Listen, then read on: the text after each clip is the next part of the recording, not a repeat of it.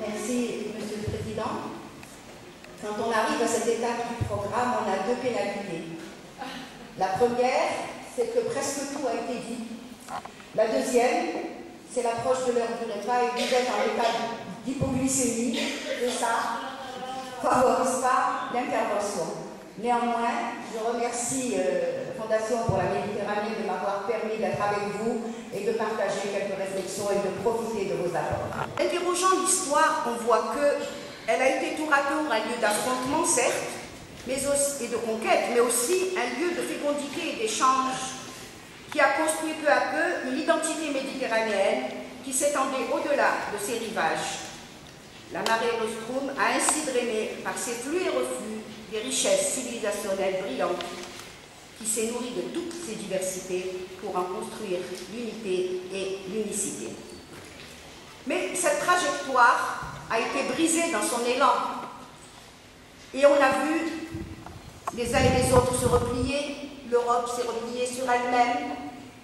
Elle a tendu les bras beaucoup plus vers le nord et vers l'Europe de l'Est,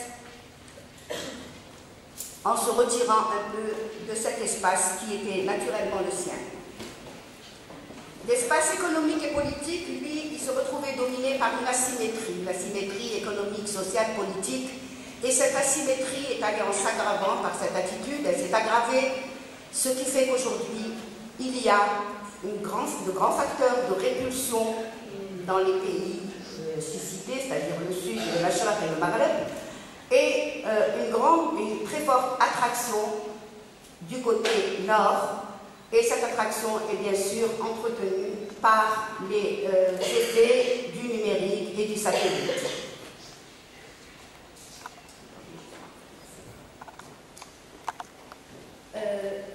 La relation à l'autre est devenue tributaire, on ne se connaissait plus.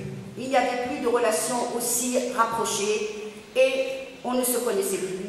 Et alors, la relation à l'autre est devenue tributaire d'un prisme de représentation qui sont fantasmés et fondés beaucoup plus sur des stéréotypes que sur la réalité qui est beaucoup plus complexe.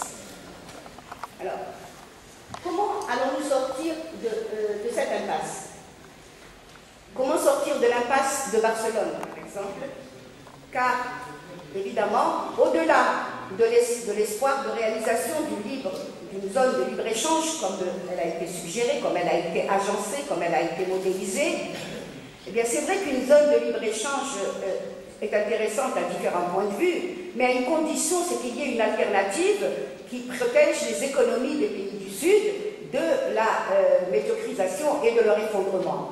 Et je crois que Mme Chirine, ce matin, a bien expliqué ce risque qui n'est pas au centre des débats, mais qui reste un risque majeur qui empêche, évidemment, l'instauration effective de cette zone de libre-échange.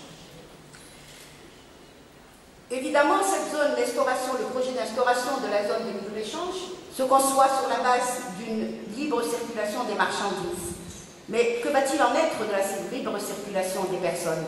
Peut-on concevoir l'idée de libre circulation des marchandises sans la libre circulation des personnes? Évidemment, en tenant compte de tous les problèmes et les risques qui sont liés. Mais ça mérite quand même de réfléchir à cette équation qui est pour le moins déséquilibrée. Réaliste et réalisable sur la base de 3 étapes. À court terme, le rétablissement d'un espace de mobilité des hommes et le respect mutuel. À moyen terme, la construction d'un espace de civilité en termes de droits humains et sociaux identiques.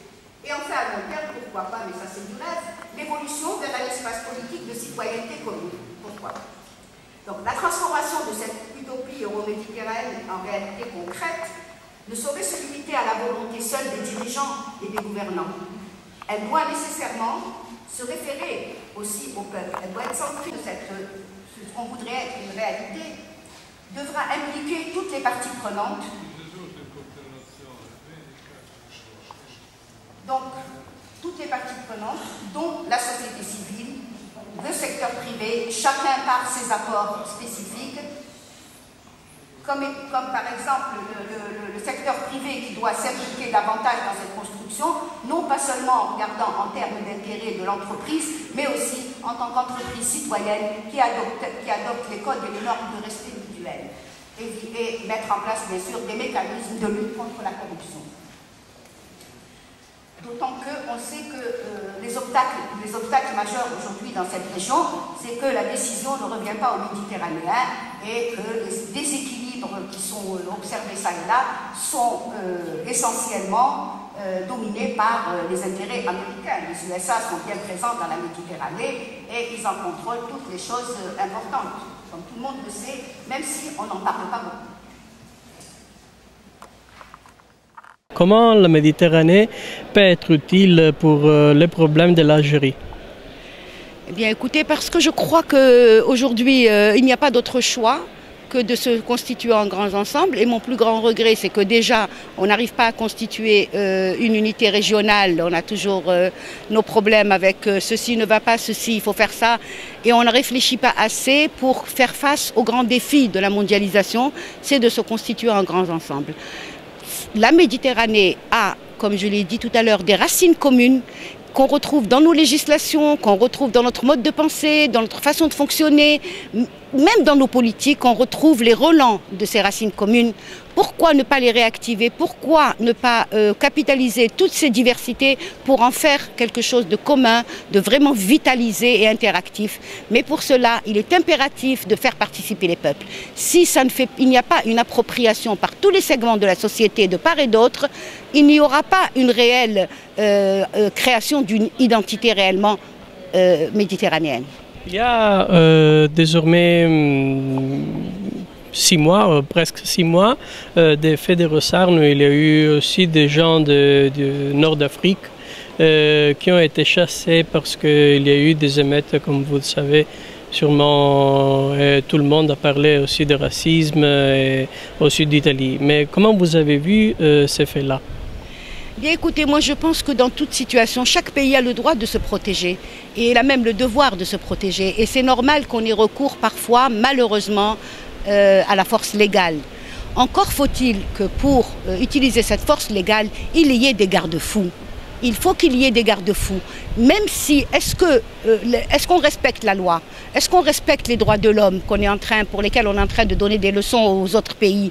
Est-ce qu'ils sont vraiment respectés dans ces démarches? Chacun est renvoyé en miroir devant sa propre conscience. Et quand il y a des actes comme cela qui transgressent les règles élémentaires, les lois élémentaires sur lesquelles les conventions élémentaires qu'ils ont eux-mêmes édictées, eh bien écoutez, on se pose la question et évidemment on va plus loin, on dit oui c'est du racisme, oui c'est de l'ostracisme, oui c'est de la ségrégation.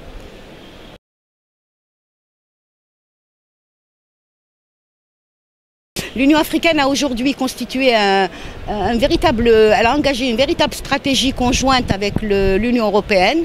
Et donc la Méditerranée a une très belle part. Et bien à charge pour nous, les pays c'est l'occasion de confirmer notre identité méditerranéenne, aussi bien du côté de l'Afrique que du côté de l'Europe. C'est les sociétés, c'est la communauté de la connaissance et du savoir, de tous les savoirs, la potentialisation de tous ces savoirs qui vont constituer notre fond commun et qui vont donner notre originalité et notre valeur ajoutée en tant que Méditerranéens à la construction de ces grands ensembles. Merci bien. C'est moi.